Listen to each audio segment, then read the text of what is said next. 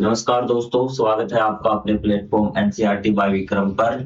जैसा कि आपको पता है, ये एनसीईआरटी के लाइन बाय लाइन एक्सप्लेनेशन के वीडियोस खासतौर पर बनाए जा रहे हैं, साथ ही अध्यापकों के लिए और जो बच्चे सिविल सर्विसेज की तैयारी करते हैं उनके लिए। और दोस्तों, मैं आपसे आशा करता हूँ कि आप पिछला पार्ट है जो इसी लेसन का वो देख के आए होंगे, ताकि आप बीच में से स्टार्ट करेंगे तो आपको बहुत कम समझ में आएगा। तो चलिए, हमारा आज का जो पार्ट है वो हम स्टार्ट करते हैं।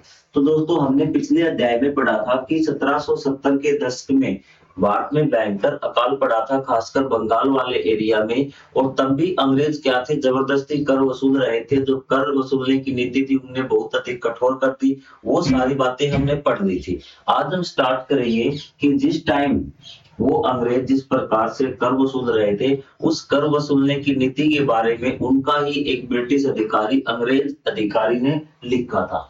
ये देखिए कि उदाहरण के लिए एक शताब्दी बाद, मतलब कि 100 सालों बाद, एक ब्रिटिश अधिकारी डब्ल्यू डब्ल्यू हंटर ने उस कर वसूलने की नीति के बारे में क्या लिखा हो देखिए। जब देश प्रत्येक वर्ष पूर्ण एक अपव्यय में परिवर्तित हो गया, मतलब कि पूरे देश की जो फसल थी, उत्पादन था, वो पूरी तरह नष्ट हो गया। ठीक है।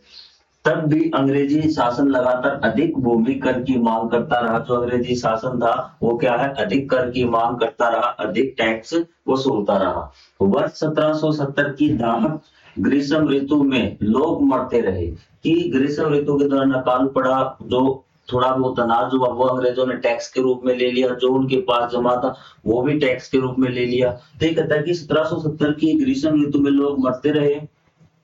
जो कृषक मतलब किसान अपने पशुओं को बेचते रहे, ताकि वो क्या करे, उन्होंने अपने पशुओं को बेच दिया क्योंकि टैक्स देना बहुत ज्यादा जरूरी था। वे कृषि उपकरणों को बेचते रहे, वे अपने अनाज के बीज खा गए। मतलब इतना अकाल था, इतनी भूखमरी आ गई कि खाने के लिए लोगों के पास कुछ नहीं बचा। जो उसने थोड़ा बहुत अगली फसल बोने के लिए बीज बचा कर रखे थे, वो भी वो खा गए। जो उनके पास कृषि के यंत्र थे, उनका जरूरी सामान था, वो भी बेचते रहे कि किसी प्रकार हम सरवाइव कर जाएं, जीवित रहें। उन्होंने अपने पुत्रों और पुत्रियों को तब तक बेचा जब तक कोई खरीदार नहीं बचा भी। ठीक है। उन्होंने यहाँ की अपने पुत्रों और पुत्रियों को भी बेच दिया। मतलब इतना भयंकर दृश्य था कि मैं शब्दों में वहां पे बयान नहीं कर पाऊंगा, और आप भी शायद इसको नहीं समझ पाएंगे कि लोगों ने अपने संतानों को भी बेच दिया भी, और तब तक बेचते रहे जब तक आखिर में उनको खरीदने वाले ही नहीं रहे। तब तक वो बेचते रहे कि किसी तरह हम इस भयंकर अकाल में जीवित रहे। और दूसरी तरफ क्या था, ये अंग्रेज अधिकारी थे, जो क्या है, इस अवस्था में भी उन्हें अपना टैक्स चाहिए था। तो आप समझ सकते हैं कि कितनी भयंकर ये स्थिति होगी। उन्होंने वृक्षों की पत्तियां और खेत की घास तक खा डाली। दिन रात भूख से व्याकुल और रोगग्रस्त दर्जन नगरों की ओर उमड़ते रहे।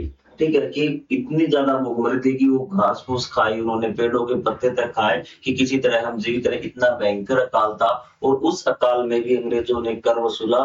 तो ये सोचिए किस प्रकार का अत्याचार भारतीय जनता पर अंग्रेजों ने किया होगा। चीजें यहाँ तक क्लियर हुई।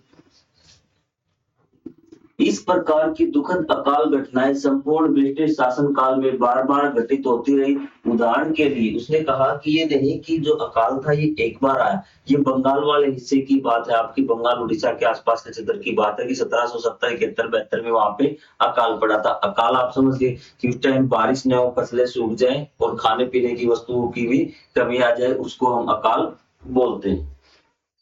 इसने कहा कि ये शासनकाल में बार बार घटित होते रहे। उदाहरण के लिए 1876 1878 के भीषण अकाल में मुख्यतः दक्कन के पठारी क्षेत्र में लगभग 80 लाख भारतीयों की मृत्यु हुई। उसने कहा कि 1870 में तो आपका बंगाल वाला क्षेत्र था, ये दूसरा काल देखिए। जो बंगाल वाला काल, उसके बारे में कई बार एग्जाम में पूछा जा चुका है। और ये आप याद रखना कि 1876 और 1878 के भीषण अकाल में मुख्यतः दक्कन के पठारी क्षेत्र में लगभग 80 लाख भारतीयों की मौत हुई थी, क्योंकि उन्हें टाइम पर खाना नहीं मिला। वो भुखमरी से उनकी मौत हो गई। ये बात आपको ध्यान में रखनी है कि जो बंगाल का अकाल था वो 1870 में था, और ये आपका जो दक्कन का अकाल था, दक्कन वाले क्षेत्र में 1876 1878 के बीच आया था।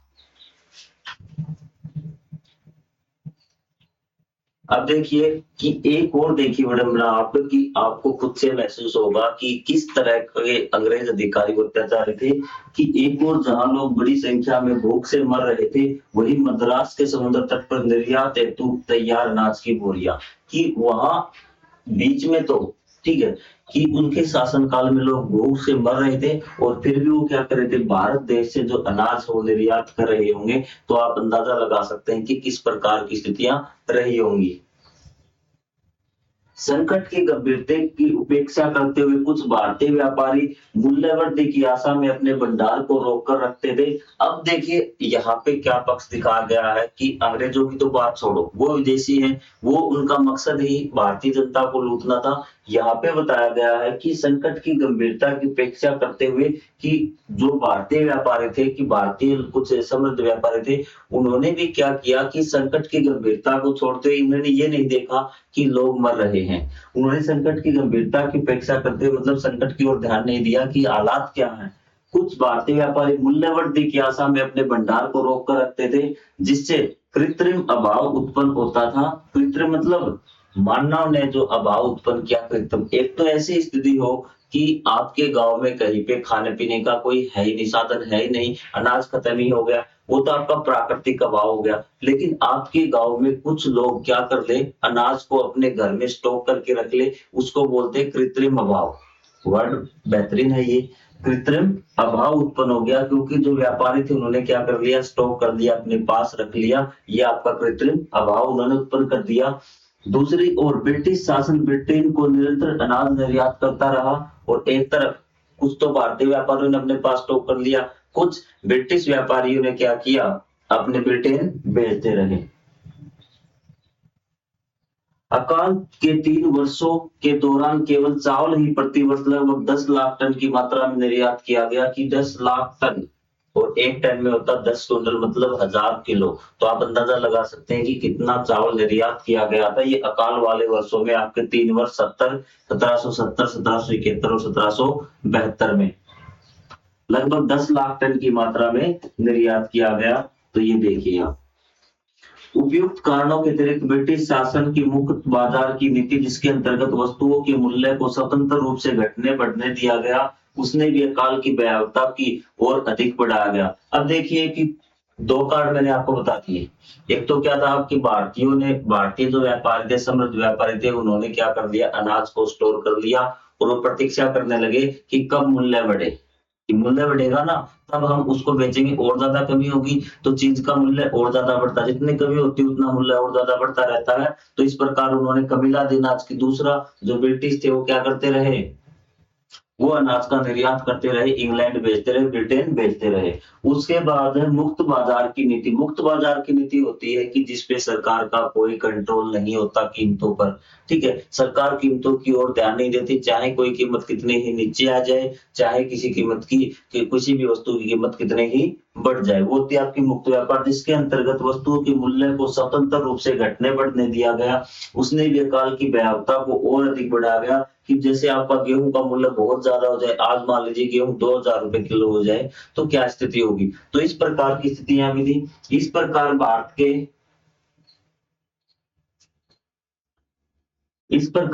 के तत्कालीन वायसराय लॉर्ड लिटन, आपको ध्यान रखना, लॉर्ड लिटन ने 1876 और 1878 के काल के समय यह आदेश जारी किया कि सरकार की ओर से अन्न के मूल्य घटाने के उद्देश्य से किसी प्रकार का हस्तक्षेप नहीं किया जाएगा। तो उसने आदेश भी जारी कर दिया कि सरकार की ओर से अन्न के मूल्य के घटाने के उद्देश्य से किसी प्रकार का हस्तक्षेप नहीं किया जाएगा, कि जो अनाज है वो महंगा होता है तो महंगा होता जाए। लेकिन सरकार का कर्तव्य ये बढ़ता है कि किसी स्थिति की चीज की क्या हो गई, मूल्य बढ़ गए जो सरकार को जरूरत है, ठीक है, तो उसको क्या करना, सरकार को कम करने की जरूरत है। कि आज गेहूं बहुत ज्यादा महंगा हो जाए तो सरकार इसके लिए कदम उठाएगी, या तो गेहूं पे कर हटाएगी, या फिर और विदेश से गेहूं मंगाएगी, कुछ ऐसी नीति अपनाएगी जिससे गेहूं के मूल्य क्या हो, कंट्रोल में हो। लेकिन उस समय सरकार ने ऐसा कोई भी आपका फैसला नहीं लिया, और यहाँ तक कि लॉर्ड रिपन ने तो घोषणा कर दी कि मूल्य के घटाने के उद्देश्य से किसी प्रकार का हस्तक्षेप नहीं किया जाएगा। मूल्य बढ़ते हैं तो बढ़ते रहने, इनको कोई फर्क नहीं पड़ता। उसी समय 1876 में भीषण अकाल अपनी चरम अवस्था पे था। लिटन ने दिल्ली में एक भव्य दरबार का आयोजन किया, जिसमें 68,000 अधिकारियों, सतर्कों और महाराजाओं के लिए 1 सप्ताह तक चलने वाला भोज सम्मिलित था। तो एक तरफ तो देखिए कि क्या हो रहा था कि जो आपका दक्कन का पठार 1876 में आपको याद होगा, अभी हमने पढ़ा था कि भयंकर अकाल हुआ तो लोगों को खाने का भी प्रबंध नहीं था, कि लोग भूख से मर रहे थे। और यहाँ पे दिल्ली में क्या 1876 में भव्य दरबार का आयोजन किया गया। 68,000 अधिकारी थे जो आपके राजा महाराजा थे, उनके लिए पार्टी का आयोजन किया गया था, उन सभी खाने की व्यवस्था की गई होगी। और ये एक दिन का नहीं था, एक सप्ताह उन सभी राजाओं के लिए खाना, महाराजाओं के लिए, जो आपके अधिकारी थे, अंग्रेज अधिकारी थे, और भारत के जो समृद्ध लोग थे उनके लिए क्या, ये मान लीजिए समारोह मतलब एक पार्टी का आयोजन किया गया था। और वो पार्टी का आयोजन एक सप्ताह के लिए रोज 68,000 लोगों के लिए खाना बनता था अभी। ब्रिटिश शासनकाल की संपूर्ण अवधि में घटित भीषण अकालों की सटीक संख्या लगभग 12 से 20 तक मानी जाती है। कि कितने अकाल आए होंगे, तो 12 से लेके 20 तक अकाल आए होंगे। मतलब उनकी संख्या, जैसे दो हमने पढ़ लिए, एक बंगाल का अकाल और एक दक्कन का अकाल, दो पढ़ लिए। और बाकी अगर टोटल अकाल देखें तो भीषण जो अकाल आए थे वो आए थे, आपकी संख्या होगी 12 से लेके 20 तक। अनेक अकाल आयोगों और उनकी प्रतिवेदनों के अनुसार यह अनुमान लगाया गया कि मानव जीवन की हानि, यहाँ मानव शब्द प्रयुक्त है, यद्यपि करोड़ों मवेशी व अन्य पशु भी मारे गए, की कुल संख्या 5 करोड़ से 10 करोड़ के मध्य रही, जो द्वितीय विश्व युद्ध में मृत लोगों की संख्या के समकक्ष है। तो ये देखिए कितना भयंकर है कि जो द्वितीय विश्व युद्ध, दूसरा विश्व युद्ध हुआ था, इतने लोग मारे गए थे इन अकालों में। सिर्फ मानव की बात हो रही है, सिर्फ मानव की कितने लोग मारे गए थे, आपके यहाँ पे 5 से 10 करोड़ के मध्य रही। तो ये आप गुंजाइश देखिए कि कितना भयावह चीजें होंगी। 5 से 10 करोड़ के बीच में लोगों की मौत हो गई थी। इसमें जानवरों को नहीं गिना गया, सिर्फ मनुष्य, मानव, आदमी ये मारे गए थे 5 से 10 करोड़ के बीच में। इतने तो आपके द्वितीय विश्व युद्ध में मारे गए थे। ब्रिटिश शासन के कुछ नगरों में अकाल राहत शिविर तो आरंभ किए, किंतु अल्पसंख्यक तथा अपर्याप्त आपूर्तियों के साथ। उसने कहा कि ब्रिटिश ने क्या किया, दिखाने के लिए, संवेदना के लिए उन्होंने कुछ राहत शिविर चलाए हुए, ठीक है। वो सिर्फ लिमिटेड सुविधाओं के लिए थे, थोड़े से वो क्षेत्र में थे, किंतु अल्पसंख्यक आपूर्ति के साथ। कुछ अधिकारियों का तो यह मत था कि अकाल राहत जानबूझकर अत्यंत कम रखी जानी चाहिए। उदाहरण के लिए 1878-1880 के अकाल आयोग की एक टिप्पणी में लिखा गया, यह सिद्धांत की काल के समय दरिद्र जन सहायता की मांग करने के अधिकारी हैं, संभवतः यह विश्वास उत्पन्न करेगा कि वे हर परिस्थिति में सहायता पाने के अधिकारी हैं। अब देखिए भी ध्यान से देखिए कि कुछ अधिकारियों का यह मत था कि अधिकारियों का विचार है ये कि अकाल राहत जानबूझकर अत्यंत कम रखी जानी चाहिए भी, कि जानबूझ के हमें कम रखनी चाहिए अकाल राहत, मतलब उनको लोगों की सहायता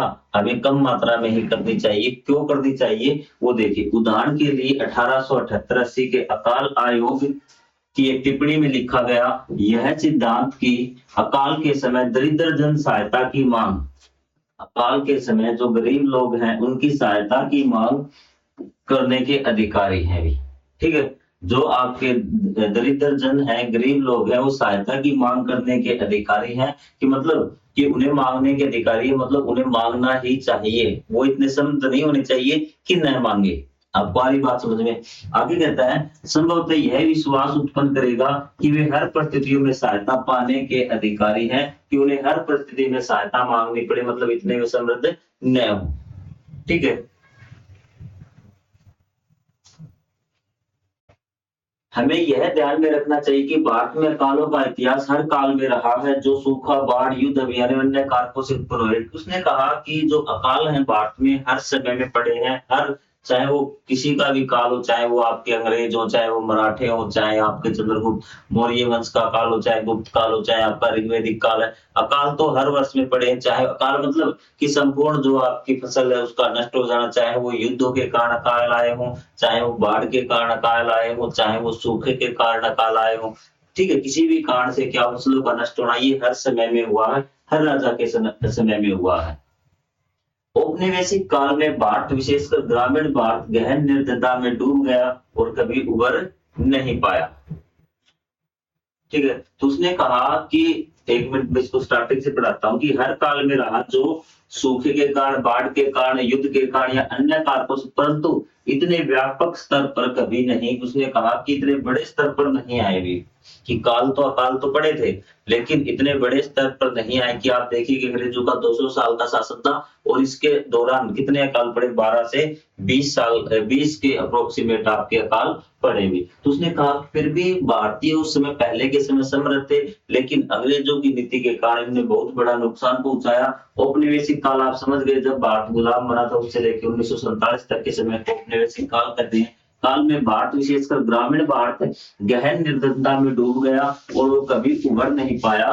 कि भारत में जो आपका ग्रामीण वर्ग था वो बहुत ज्यादा उसमें गरीबी आ गई, और आज हम जिस टाइम इसको पढ़ा रहे हैं तो आज तक उस काल की जो मार है ना, उन कालों की मार से वो उभर नहीं पाए हैं। आज भी भारतीय तबका गरीब है, इतना ज्यादा अंग्रेजों ने अत्याचार किया, इस तरह से भारत को लूटा। वरना भारत, आपको पढ़ा था कि जब अंग्रेज आने से पहले आपका भारत क्या था, बहुत ज्यादा अमीर था, जिसे आप सोने की चिड़िया कहते हैं ना, उस समय की मैं बात कर रहा हूं।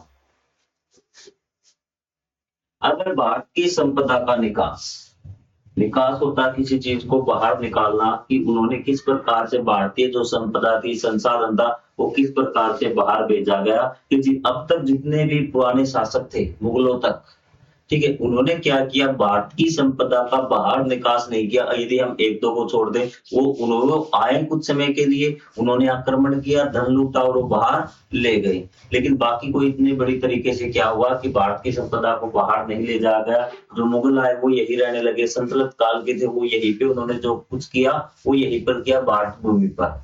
लेकिन अंग्रेज जो क्या थे कि पहले ऐसे ये आपके थे प्रशासक, जो अपना जो भारत की संपदा थी वो उन्होंने ब्रिटेन भेजी। और आपका पहला जो आपने जो वक्तव्य पढ़ा था, उन्होंने कहा कि जो ब्रिटिश, जिस इंग्लैंड के बारे में आज सुनते हो महान हो, भारत के कारण ही महान है, जो धन भारत से लूटा गया है उसी के आधार पे वो क्या है, महान बना।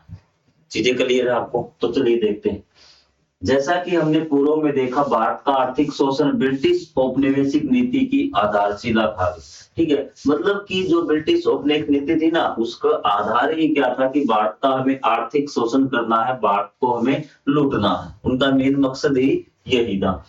1895 में अमेरिकी इतिहासकार और राजनीतिक विचार ब्रूक्स एडम्स ने लिखा है। ठीक है, अमेरिकी इतिहासकार 1895 में इन्होंने लिखा, ब्रूक्स एडम्स ने क्या लिखा है, प्लासी के युद्ध के तुरंत बाद बंगाल की लूट लंदन पहुंचना आरंभ हुई। मतलब उन्होंने प्लासी का युद्ध आपका कब हुआ था, 1757 में। 1757 से उन्होंने क्या, लूट का सामान, पहले तो वो व्यापार करते थे, लेकिन 1757 से जो था आपकी लूट लंदन पहुंचना शुरू हुई, और उसका प्रभाव लगभग तत्क्षण अनुभव किया गया, क्योंकि सभी विद्वान इसी तथ्य पर सहमत है कि औद्योगिक क्रांति का आरंभिक तिथि वर्ष 1760, जो औद्योगिक क्रांति आई वो 1760 में आई है, और भारत का सामान कब पहुंचा है, 1757 में। तो आप समझ सकते हैं कि ये पैसा कहां से जा रहा है, कि ब्रिटेन में उद्योग लगाने के लिए वो यहां से जा रहा है। संभवतः विश्व के इतिहास में किसी भी निवेश ने उतना लाभ नहीं दिया जितना भारत की लूट से प्राप्त हुआ भी। ठीक है, निवेश होता है किसी चीज में पैसा लगाना भी। ठीक है, इसने कहा कि विश्व में ऐसा कोई भी ऐसा आपका व्यापारी नहीं, कोई भी देश नहीं है जिसने पैसा लगाकर इतना ज्यादा फायदा उठाया हुआ। पैसा कौन सा लगा, भारत की लूट का पैसा।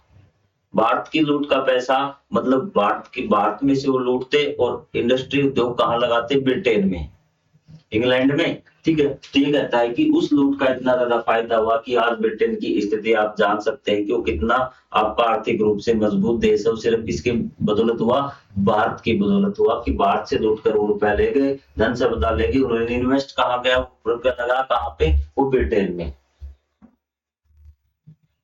दूसरे शब्दों में एडम्स के अनुसार ब्रिटेन में औद्योगिक क्रांति जिसे बाहरी निवेश की आवश्यकता थी। देखो, ब्रिटेन में औद्योगिक क्रांति मतलब उद्योगों को लगाना, कि आपका 1860 से पहले इतने ज्यादा उद्योग नहीं थे। अब ब्रिटेन को क्या थे, उद्योग लगाने थे अपने देश में। अब वो पैसे कहाँ से आए, जिसे बाहरी निवेश की आवश्यकता थी। निवेश मतलब बाहरी उसको धन की आवश्यकता थी, मशीनें खरीदनी और कुछ चीजें बनानी है।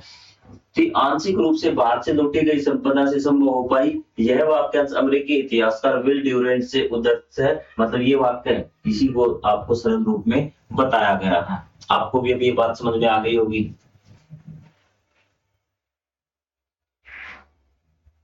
एक बार इसका हाउस ऑफ कॉमन समझ लीजिए, आपके बीच में आएगा। एक बार मैं आपको हाउस ऑफ कॉमन्स बता देता हूँ क्या है, क्योंकि बीच में जो ब्लू कलर के वर्ड्स यूज होंगे फिर आपको सब। House of Commons, house of Commons United kingdom की द्विसदनीय संसद का निर्वाचित निम्न सदन है।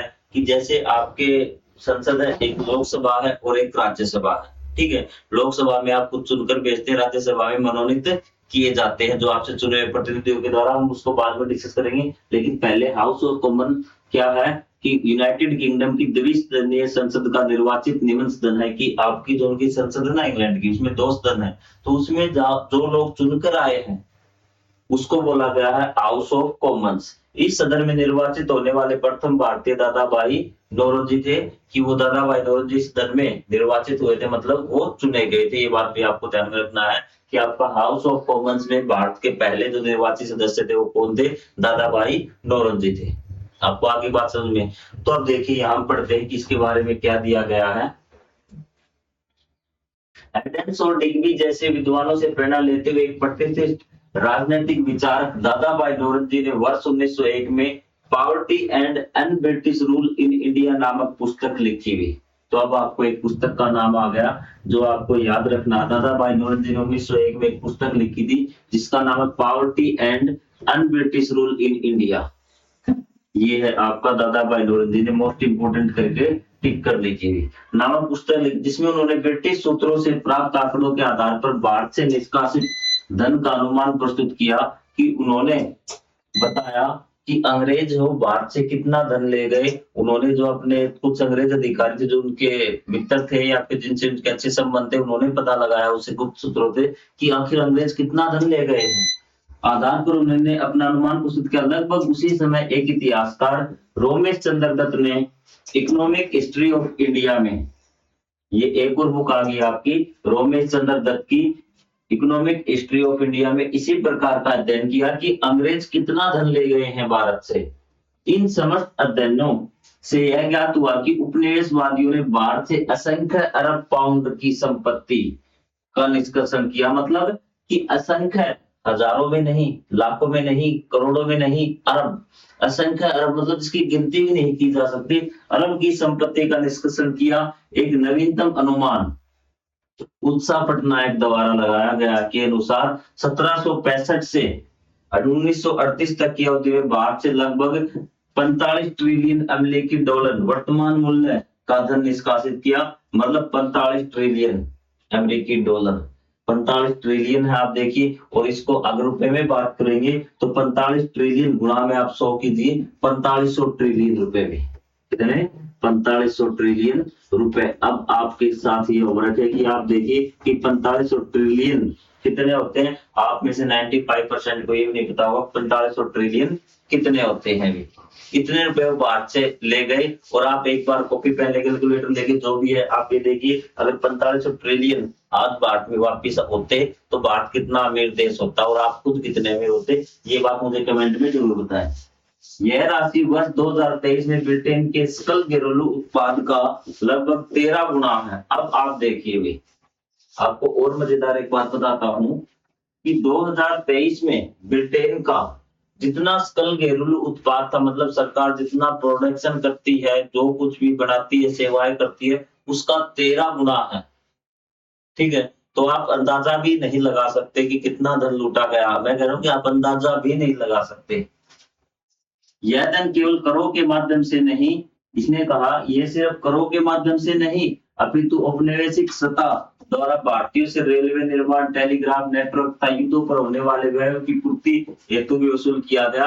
आप कहते हैं कि अंग्रेजों ने क्या किया, भारत में रेलवे बिछाई, आप उसको प्लस पॉइंट बताते हैं। टेलीग्राफ नेटवर्क दिया, आपको युद्धों पर होने वाले जितने भी अंग्रेजों ने युद्ध लड़े, जितने भी भारत में काम किया, उसकी जो कीमत होती थी उससे मेरे हिसाब से 1000 गुना अंग्रेजों ने हमसे वसूल किया उस टैक्स के रूप में कि आपके क्षेत्र में हम रेल लाइन बिछा रहे हैं, आपको इतना टैक्स देना पड़ेगा, ये चीज देनी पड़ेगी। तो अंग्रेजों ने इतना ज्यादा वसूल किया था। यदि यह संपत्ति भारत में निवेशित होती तो स्वतंत्रता प्राप्ति के समय भारत एक अत्यंत भिन्न स्वरूप वाला देश होता। यदि ये सारी संपत्ति भारत में ही निवेश होती, मतलब भारत में ही लगी होती, तो भारत के आज हालात और कुछ होते, शायद आपके भी जो हालात है वैसे नहीं होने थे। आप एक अत्यंत समृद्धशाली विश्व गुरु, जो सच में बोलते हैं ना, विश्व गुरु होते हैं। सारे देशों से अमीर भारत देश होता। आपके अनुसार अनब्रिटिश रूल इन इंडिया से दादा भाई नौरोजी का क्या तात्पर्य है? सूचना संकेत वे 1892 में हाउस ऑफ कॉमन्स के सदस्य थे कि अनब्रिटिश रूल इन इंडिया, इससे आप क्या समझते हैं? ये आंसर आपको खुद से देना पड़ता है। जब क्वेश्चन आंसर करेंगे तब इसके बारे में अलग से हम डिस्कस करेंगे भी। तो ये आपके हैं ब्रुक्स एडम्स है जो हमने पढ़े हैं, विलियम दिग्बी है, आपके दादा भाई नौरोजी है, और ये सबके जो आपके जिन शख्सों के बारे में आपने पढ़ा है, आरसी दत्त है। आइए पुनः चित्र आपके 4.14 के साथ प्रतीकात्मक अर्थों पर दें। बर्तानिया ब्रिटिश का प्रतात्मिक रूप उपनिवेशों की उपेक्षा उच्च स्थान पर विराजमान। ये एक आप लोगों को फोटो जब हमने पिछले पार्ट में किया था तो ये फोटो बनाया गया था। ये 4 से 8 मीटर के बीच का स्पेशल चित्र बनाया गया था। ये भी आज भी ब्रिटिश संग्रहालय में रखा हुआ है, ब्रिटिश ईस्ट इंडिया कंपनी के ऑफिस के लिए। तो ये देखिए आपके भारतीय पशु आपको दिखाए गए हैं। चीन एक कीमती जार प्रस्तुत करते हुए, ठीक है, ये चीन के लोग हैं आपके यहाँ से, ठीक, ईस्ट इंडिया कंपनी की। ये आपकी एक जहाज दिखाई गई है, आपकी बुजुर्ग पिता थेमस लंदन का ये प्रतीक है। पूर्व अपनी संपदा बर्तानिया को अर्पित करता चित्र में निहित प्रतीकवाद को समझना है।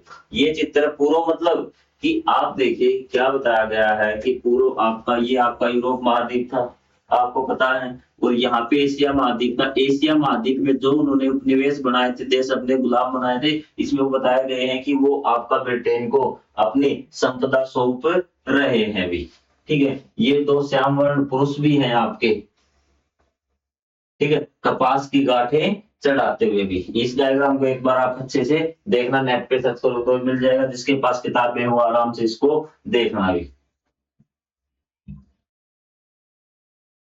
ठीक है। जो है कि जो उसकी श्रेष्ठता को प्रदर्शित करता है, ये जो चित्र है ना, ये जो ब्रिटेन है उसकी श्रेष्ठता को प्रदान करता प्रस्तुत करता है। इसके विपरीत उपनिवेशों की निम्न स्थिति और झुकी हुई मुद्रा पर ध्यान दे। जो उपनिवेश है वो क्या है, इसके सामने आप झुके हुए हैं भी। तो ये देखिए सारे क्या है, झुके हुए हैं। ये ब्रिटिश है आपका। भारत मोती और जवाहरात प्रदान करता हुआ ये आपका भारत दिखाया गया है, ये आपका चीन दिखाया गया है आपका, ठीक है। मरकरी जो व्यापार और यात्रा का प्रतीक है भी। क्या उपनिवेशों ने वास्तव में अपनी संपत्ति अर्पित की थी या फिर ब्रिटेन ने उसे बलपूर्वक अथवा छल से प्राप्त किया था? इसमें तो दिखाया गया है चित्र में कि वो अपनी मर्जी से ब्रिटेन को दे रहे हैं, लेकिन ऐसा नहीं था, उन्होंने अपनी मर्जी से नहीं दिया, ब्रिटेन वालों ने क्या उनको लूटा।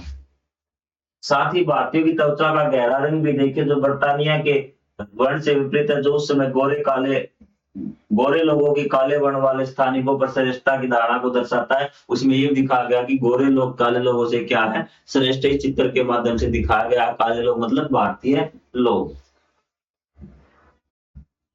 तो अब हम पढ़ेंगे परिवर्तनशील परिदृश्य कि कुछ परिवर्तन हुए, तो इसके बारे में हम पढ़ेंगे अब हमारे इसी पार्ट में। तो चलिए इसको देखते हैं एक बार, इसमें क्या बताया गया है। मैं आपको थोड़ा सा बताता हूँ उसका।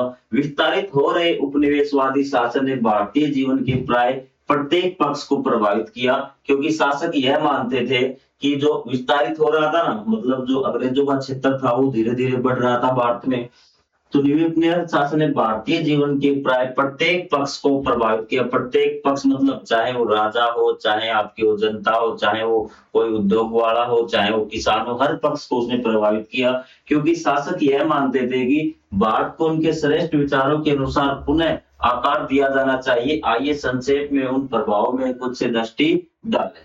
तो आइए, क्योंकि शासक यह मानते थे, शासक मतलब ब्रिटेन वाले, कि भारत को उनके श्रेष्ठ विचारों के अनुसार पुनः आकार दिया जाना चाहिए, कि जो भारत है ना इसको हम अपनी संस्कृति के अनुसार, अंग्रेज सोचते थे कि अपनी संस्कृति के अनुसार भारत को हम दोबारा नया भारत बनाएंगे। मतलब भारत वालों को क्या समझते थे, अज्ञान समझते थे।